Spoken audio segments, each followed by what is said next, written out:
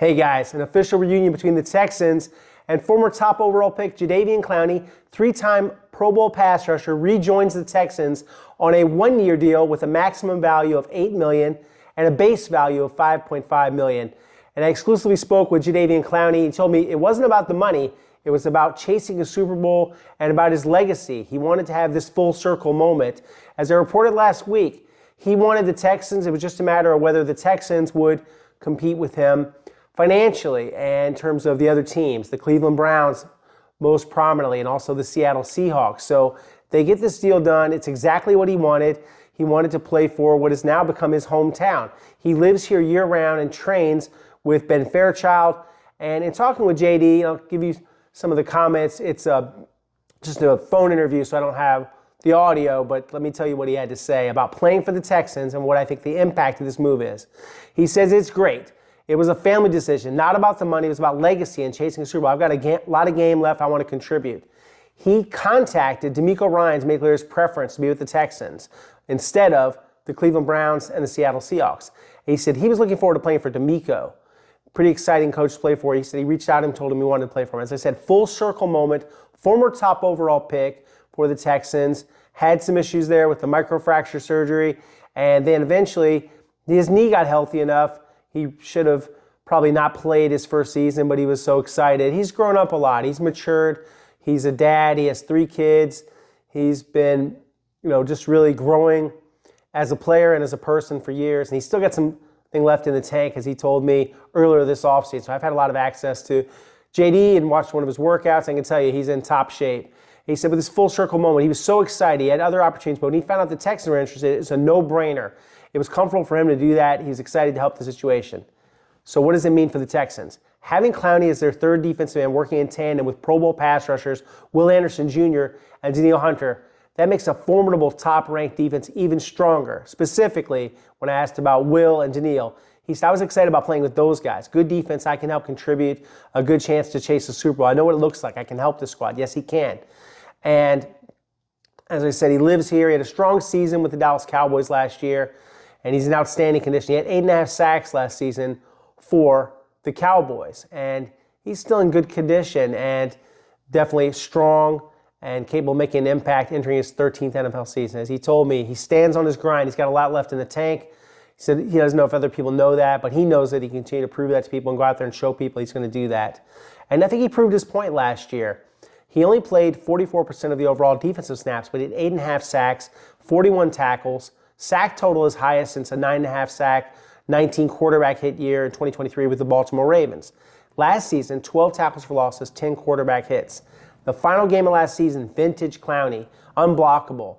Giants offensive line had no answers for Clowney. 6 tackles, 2.5 sacks, 1 forced fumble, a fumble recovery. He was a menace, just hunting and chasing down Jackson Dart and Devin Singletary all game. And he had said he wanted to go through a full training camp. He's missed just 1 week, but he wanted to have a training camp and have this time. So it was playing for Dallas last year. It was special for him. And now he's a Texan. So he's got this background in 4-3 and 3-4 defensive schemes. I think he fits the 4-3 just perfectly, this style of defense. So when you think about what he can do, and he says there ain't no scheme he can't play in. He said he can dominate in those schemes and play at a high level. He said he comes off a great season. I agree with him. In limited action, it's certainly great. He wants to prove to people, and he's available. Walk in every year, show people wrong, and prove he can still play at that high level. So highly motivated, and he just wanted to get it going.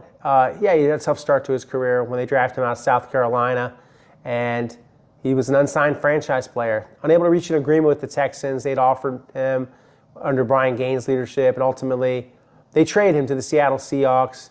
And I would say at that point, him and Bill O'Brien were not necessarily in a great place, but that was the old days. This is 2026.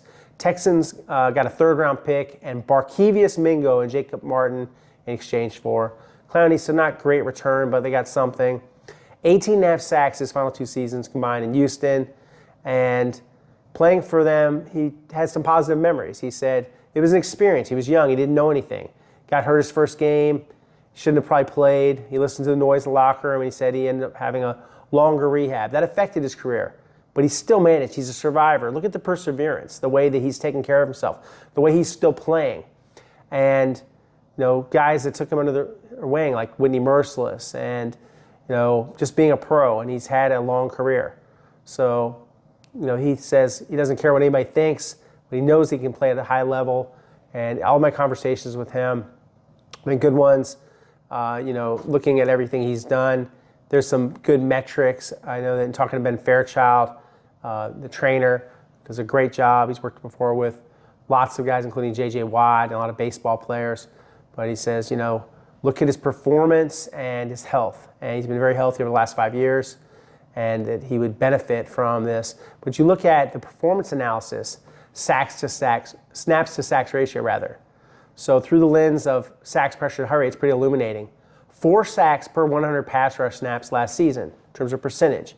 Cleveland Browns star Myles Garrett was the only player to have a better percentage than Clowney with 4.9 sacks per 100 pass rush snaps. So basically 5 sacks every 100 snaps that are pass rush snaps. Clowney had 17.7 pressures for every 100 pass rush snaps, ranking second behind Micah Parsons, who had 18 pressures per 100 pass rush snaps. Clowney ranked first in percentage, 17.8 hurries for every 100 pass rush snaps. Second to Myles Garrett in tackles for losses per 100 pass rush snaps. So when you isolate on sacks and you look at, he played about 373 snaps and had 8.5 sacks. So it's a good percentage. It breaks down to a sack about every 43 plays. You look across the league, and the names of the guys that are doing that are the highest paid guys. They're getting him for $8 million max, 5.5 base.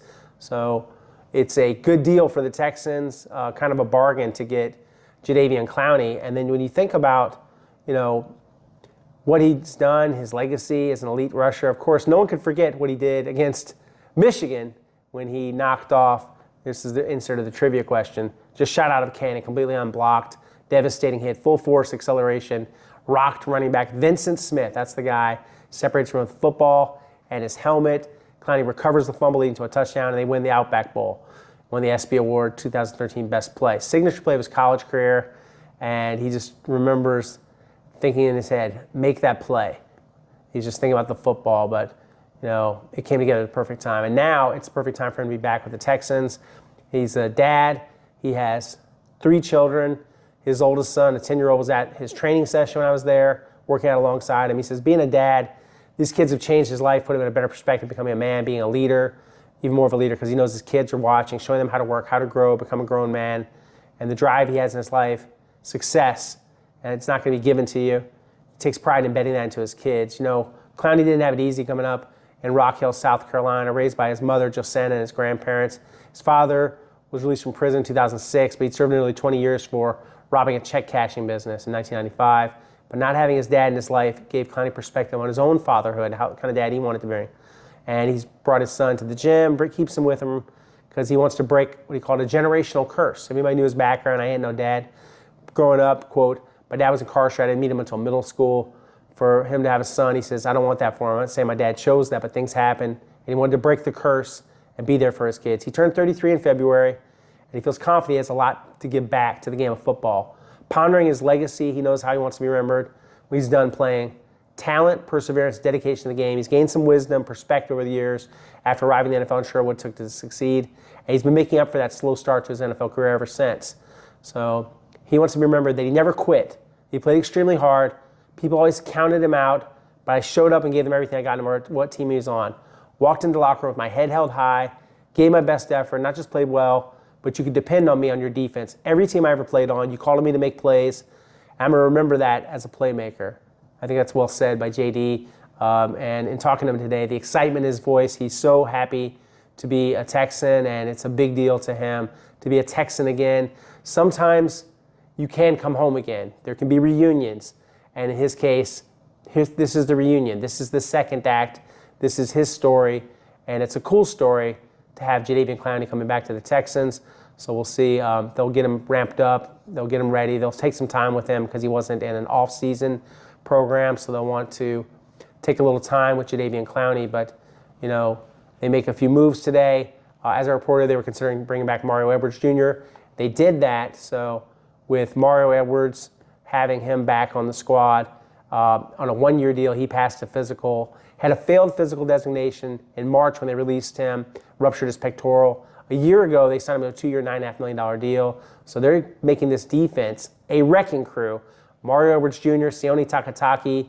Edwards had 13 tackles, 1.5 sacks, 2 tackles for losses, 4 quarterback hits last year for the Texans before he got hurt. 31 tackles 2 seasons ago, 3 sacks, 8 quarterback hits, 3 tackles for losses. He had played in every game for the Texans before the injury. As D'Amico Ryan said, Mario's done a great job for us all year. Steady player, consistent, great energy, and they would miss his presence. And he says he flies around on game day, runs to the football with great effort and intent. Love what he brought to the unit. So now they're bringing him back to the unit. And that's the thing, D'Amico's going to get his players that he wants to have on the squad. They released offensive tackle Derek Graham and running back Evan Hull, who were buried on the depth chart. So now they get some guys that have a chance to be on, and contribute to the team when the games count. So that's a big thing for the Texans. And now, Jadeveon Clowney, the big news of the day. Clowney back. As I said, mutual interest. I told you, it just was a matter of, can the finances come together? That's why I was a little, hesitant to say this is a sure thing, this will happen, because they had to work through some things to get it done. But ultimately, the player got what he wanted because he wanted to be here. He wanted to be a Texan, and now he is. Jadeveon Clowney, back with the Texans. Keep it locked here, guys. Of course, support our great sponsors, Fencegeeks at fencegeeks.com for all your custom ironwork needs, gates, doors, railings. They're on Instagram too at Fencegeeks. And they're also Texans fans like you. And of course, PM Law Firm, great law firm, personal injury, pmtxlaw.com, and much more to follow. So we'll have more discussion of this, but I got to run and do some television. Great talking to you guys. Thanks for everybody that supports the channel at 50K strong. All right, guys, talk soon. Bye.